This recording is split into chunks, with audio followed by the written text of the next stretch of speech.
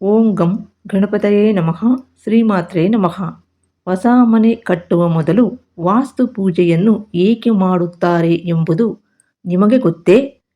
ಅಸಲಿಗೆ ಈ ವಾಸ್ತು ದೇವರು ಯಾರು? ಅವರು ಹೇಗೆ ಉದ್ಭವಿಸಿದರು? ಈ ಸನಾತನ ಧರ್ಮದಲ್ಲಿ ವಿವರಿಸಲಾದ ವಾಸ್ತು ದೇವರು ಅಥವಾ ವಾಸ್ತು ಪುರುಷನ ಕುರಿತ ಕತೆ ಅತ್ಯಂತ ಆಸಕ್ತಿದಾಯಕ ಮತ್ತು ಜ್ಞಾನಪೂರ್ಣವಾಗಿದೆ. ಮನೆಯಲ್ಲಿ ಶಾಂತಿ, ಸೌಹಾರ್ದತೆ ಹಾಗೂ ಶುಭ ಶಕ್ತಿಗಳು ನೆಲೆಸಲು ಕಾರಣವಾಗುವ ಈ ಅದ್ಭುತ ರಹಸ್ಯವನ್ನು ಈಗ ತಿಳಿದುಕೊಳ್ಳೋಣ. ತಿಳಿಯುವ ಮೊದಲು ನಾವುಗಳು ವಾಸ್ತು ಪೂಜೆಯ ಮಹತ್ವವನ್ನು ಒಮ್ಮೆ ತಿಳಿಯೋಣ. ವಾಸ್ತು ಪೂಜೆ ಅನ್ನೋದು ಕೇವಲ ಧಾರ್ಮಿಕ ವಿಧಿ ಮಾತ್ರವಲ್ಲ. ಅದು ಮನೆಯ ಶಾಂತಿ, ಶಕ್ತಿ ಸಮತೋಲನ ಮತ್ತು ಸಕಾರಾತ್ಮಕತೆಯನ್ನು ಸ್ಥಿರಪಡಿಸುವ ಒಂದು ಪರಂಪರೆಯ ಆಚರಣೆ ಎಂದು ಸನಾತನ ಧರ್ಮದಲ್ಲಿ ಹೇಳಲಾಗಿದೆ. ಮುಖ್ಯವಾಗಿ ನಾವು ನೋಡುವುದಾದರೆ ಮೊದಲನೆಯದಾಗಿ ನೆಗೆಟಿವ್ ಎನರ್ಜಿ ನಿವಾರಣೆ. ಹೊಸ ಮನೆ ನಿರ್ಮಾಣದ ವೇಳೆ ಭೂಮಿಯಲ್ಲಿ ಇರುವಂತಹ ದೋಷಗಳು ಮತ್ತು ಅಶುಭ ಶಕ್ತಿಗಳನ್ನು ಶಮನಗೊಳಿಸಲು ವಾಸ್ತು ಪೂಜೆ ನೆರವಾಗುತ್ತದೆ. ಎರಡನೇದಾಗಿ ನಾವು ನೋಡುವುದಾದರೆ ವಾಸ್ತು ಪುರುಷನ ತೃಪ್ತಿ. ವಾಸ್ತು ಪುರುಷನಿಗೆ ಪೂಜೆ ಸಲ್ಲಿಸುವುದು ಮನೆಯ ಶಕ್ತಿಗಳ ಸಮತೋಲನಕ್ಕೆ ಕಾರಣವಾಗುತ್ತದೆ. ಮೂರನೇದಾಗಿ ಸಮೃದ್ಧಿ ಮತ್ತು ಸುಖ ಜೀವನ. ವಾಸ್ತು ಪೂಜೆಯಿಂದ ಮನೆಯಲ್ಲಿ ಶಾಂತಿ, ಧನಲಾಭ, ಆರೋಗ್ಯ ಮತ್ತು ಕುಟುಂಬ ಸೌಹಾರ್ದತೆ ಅನ್ನೋದು ಹೆಚ್ಚಾಗುತ್ತದೆ ಎಂಬ ನಂಬಿಕೆ ಇದೆ. ನಾಲ್ಕನೆಯದಾಗಿ ದಿಕ್ಕು ಮತ್ತು ಶಕ್ತಿಗಳ ಸಮತೋಲನ. ಮನೆಗೆ ಸಂಬಂಧಿಸಿದ ಈಶಾನ್ಯ, ಆಗ್ನೇಯ, ನೈಋತ್ಯ, ವಾಯುವ್ಯ ದಿಕ್ಕುಗಳ ಶಕ್ತಿಗಳು ಅನ್ನೋವು ಸಮನ್ವಯವಾಗುತ್ತದೆ. ಐದನೇದಾಗಿ ಆರಂಭದ ಶುಭ ಸಂಕೇತವಾಗಿ ಯಾವುದೇ ನಿರ್ಮಾಣ ಕಾರ್ಯವನ್ನು ಶುಭ ಶಕ್ತಿಯೊಂದಿಗೆ ಆರಂಭಿಸುವುದರಿಂದ ಮುಂದಿನ ಅಡಚಣೆಗಳು ಅನ್ನೋವು ಕಡಿಮೆಯಾಗುತ್ತದೆ ಎಂಬ ಪರಂಪರೆ ಹೇಳುತ್ತದೆ. ಒಟ್ಟಾರೆಯಾಗಿ ವಾಸ್ತು ಪೂಜೆ ಮನೆಯ ಭೌತಿಕ ಕಟ್ಟಡಕ್ಕಿಂತಲೂ ಹೆಚ್ಚು. ಅದರಲ್ಲಿ ವಾಸ ಮಾಡುವವರ ಮಾನಸಿಕ ಶಾಂತಿ ಮತ್ತು ಜೀವನದ ಸ್ಥಿರತೆಗೆ ಸಂಬಂಧಿಸಿದ ಒಂದು ಸಾಂಸ್ಕೃತಿಕ ನಂಬಿಕೆಯಾಗಿದೆ. ಇಂತಹ ಮಹತ್ವಪೂರ್ಣವಾದ ವಾಸ್ತು ದೇವರು ಯಾರು? ಅವರು ಹೇಗೆ ಉದ್ಭವಿಸಿದರು ಅಂತ ಪುರಾಣದಲ್ಲಿ ಅಡಗಿರುವ ಈ ಕಥೆಯ ಮೂಲಕ ನಾವು ತಿಳಿಯೋಣ. ಪೂರ್ವಕಾಲದಲ್ಲಿ ಪರಶಿವನಿಗೂ ಹಾಗೂ ಅಂಧಕಾಸುರ ಎಂಬ ರಾಕ್ಷಸನಿಗೂ ಭೀಕರವಾದಂತಹ ಯುದ್ಧ ಅನ್ನೋದು ನಡೆಯಿತು. ಆವಾಗ ಅಂಧಕಾಸುರನಿಗೆ ಒಂದು ವಿಚಿತ್ರ ವರವಿತ್ತು. ಅದು ಏನು ಅಂದರೆ, ಅವನ ರಕ್ತದ ಹನಿ ಭೂಮಿಯ ಮೇಲೆ ಬಿದ್ದರೂ ಸಹ ಅಲ್ಲಿ ಮತ್ತೊಬ್ಬ ಹೊಸ ರಾಕ್ಷಸನು ಹುಟ್ಟುತ್ತಿದ್ದನು. ಆ ಯುದ್ಧದ ಸಂದರ್ಭದಲ್ಲಿ ಪರಮಶಿವನ ಬೆವರಿನ ಹನಿ ಅನ್ನೋದು ಭೂಮಿಗೆ ಬಿತ್ತು. ಆ ಸ್ವೇದ ಬಿಂದುವಿನಿಂದ ಭಯಾನಕ ರೂಪದ ಒಂದು ಮಹಾಕಾಯ ಜೀವಿ ಅನ್ನೋದು ಉದ್ಭವಿಸಿತು. ಪರಮಶಿವನ ಪ್ರೇರಣೆಯಿಂದ ಆ ಜೀವಿ ಅಂಧಕಾಸುರನ ರಕ್ತದ ಹನಿಗಳೆಲ್ಲವೂ ಕೂಡ ಕುಡಿದು ಬಿಟ್ಟಿತು. ಹೀಗಾಗಿ ಆ ಭಯಾನಕ ರಾಕ್ಷಸನ ಸಂಹಾರ ಅನ್ನೋದು ಸಾಧ್ಯವಾಯಿತು.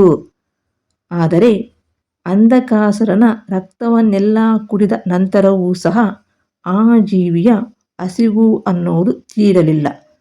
ಕ್ರೋಧ ಮತ್ತು ಅತೃಪ್ತ ಹಸಿವಿನಿಂದ ಉರಿಯುತ್ತಾ ಅದು 3 ಲೋಕಗಳನ್ನು ನುಂಗಿಬಿಡಲು ಮುಂದಾಯಿತು. ಇದನ್ನು ಕಂಡ ಪರಮಶಿವನು ಆ ಜೀವಿಯನ್ನು ಭೂಮಿಯ ಮೇಲೆ ಬಲವಾಗಿ ಅಪ್ಪಳಿಸಿದರು.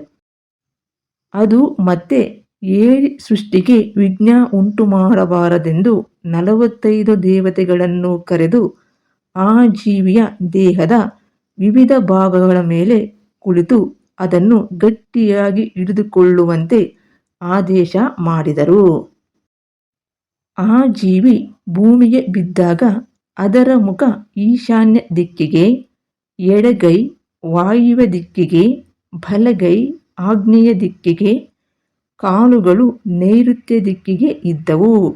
ದೇವತೆಗಳ ಭಾರದಿಂದ ನಲುಗುತ್ತಿದ್ದ ಆ ಜೀವಿಯು ತನ್ನ ಪ್ರಾಣವನ್ನು ಉಳಿಸಬೇಕೆಂದು ವಿನಯದಿಂದ ಬೇಡಿಕೊಂಡಿತು.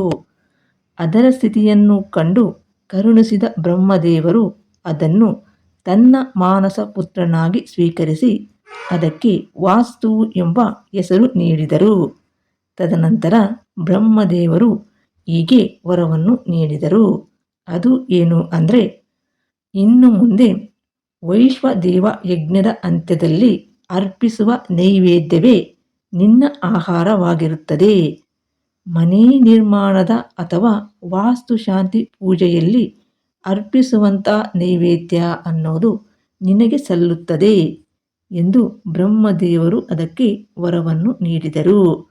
ಇದಲ್ಲದೆ ಅತ್ಯಂತ ಮುಖ್ಯವಾಗಿ ಬ್ರಹ್ಮದೇವರು ಹೀಗೆ ಹೇಳಿದರು: ಯಾರು ಮನೆ ಕಟ್ಟುವಾಗ ನಿನ್ನನ್ನು ಅಂದರೆ ವಾಸ್ತುದೇವರನ್ನು ಪೂಜಿಸದೇ ಇರ್ತಾರೋ ಅವರಿಗೆ ಜೀವನದಲ್ಲಿ ಕಷ್ಟಗಳು ಹಾಗೂ ಅಶಾಂತಿ ಅನ್ನೋದು ಉಂಟಾಗಬಹುದು.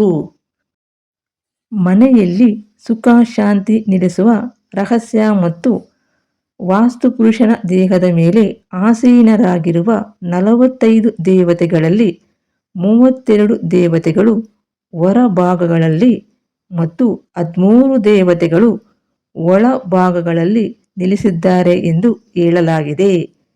ಅದರ ಕಾರಣದಿಂದಲೇ ನಾವುಗಳು ಹೊಸ ಮನೆ ಅಥವಾ ಕಟ್ಟಡ ನಿರ್ಮಾಣ ಪ್ರಾರಂಭಿಸುವ ಮೊದಲು ವಾಸ್ತುಪೂಜೆ ಮಾಡಲಾಗುತ್ತದೆ.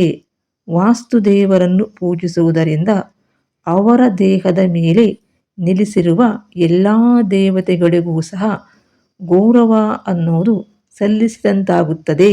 ಇದರ ಫಲವಾಗಿ ಮನೆಯಲ್ಲಿ ಸುಖ, ಶಾಂತಿ, ಸಮೃದ್ಧಿ, ಸಕಾರಾತ್ಮಕತೆ ಮತ್ತು ಐಶ್ವರ್ಯ ಅನ್ನೋದು ಸದಾಕಾಲ ನೆಲೆಸಿರುತ್ತದೆ. ಸನಾತನ ಧರ್ಮದ ಈ ಅದ್ಭುತವಾದ ಮಾಹಿತಿಯನ್ನು ನಿಮ್ಮ ಸ್ನೇಹಿತರು ಮತ್ತು ಕುಟುಂಬದವರೊಂದಿಗೆ ತಪ್ಪದೇ ಹಂಚಿಕೊಳ್ಳಿ. ಈ ವಿಷಯವನ್ನು ಪ್ರತಿಯೊಬ್ಬರೂ ಕೂಡ ತಿಳಿಯಲೇಬೇಕಾದಂತಹ ಮಾಹಿತಿಯಾಗಿದೆ. ಪೂಜೆ ಮಾಡುವುದು ಶ್ರೇಷ್ಠವಲ್ಲ, ಆ ಪೂಜೆಯನ್ನು ಏಕೆ ಮಾಡುತ್ತೇವೆ, ಅದರ ಹಿನ್ನೆಲೆ ಏನು ಎಂಬುದನ್ನು ತಿಳಿದು ನಾವುಗಳು ಪೂಜೆ ಮಾಡುವುದು ಅತ್ಯಂತ ಶ್ರೇಷ್ಠ. ಆದ್ದರಿಂದ ಎಲ್ಲರೂ ಕೂಡ ಈ ವಿಷಯವನ್ನು ಅರಿತು ಪೂಜೆ ಮಾಡುವುದು ಅತ್ಯಂತ ಶುಭ. ಸದ್ಯಕ್ಕೆ ಈ ವಿಡಿಯೋನ ಇಲ್ಲಿಗೆ ಮುಗಿಸಿ ಮತ್ತೊಂದು ವಿಶೇಷವಾದ ಮಾಹಿತಿಯೊಂದಿಗೆ ಇನ್ನೊಂದು ವಿಡಿಯೋದಲ್ಲಿ ಮತ್ತೆ ನೋಡೋಣ. ನಮಸ್ಕಾರ.